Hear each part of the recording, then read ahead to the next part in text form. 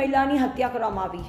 પ્રાપ્ત વિગત અનુસાર દિયોદર રામાપીર મંદિર પાસે રહેણાંક વિસ્તારમાં એક આધેડ વયની મહિલાની નિર્મમ હત્યાની ઘટના સામે આવતા પોલીસ તંત્ર હરકતમાં આવ્યું।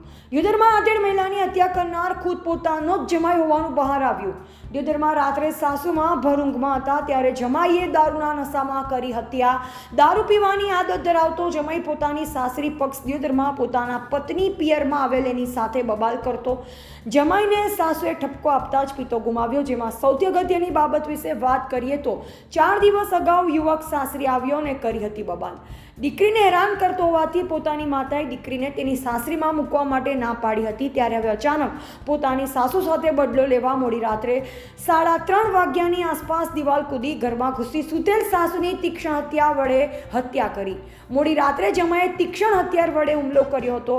સાસુ ગંભીર રીતે ઘાયલ થતાં સારવાર અર્થે ખસેડી હતી। પાટણ ધારપુર હોસ્પિટલમાં સારવાર દરમિયાન મોત થયું। ફૂલીબેન ભાટી નામના મહિલાની કરી જમાએ જ હત્યા। દિયોદર પોલીસ ઘટના સ્થળે પહોંચી વધુ તપાસ હાથ ધરી છે। અહેવાલ જયંતિભાઈ ઠક્કર, સિયોરી, કાંકરેજ।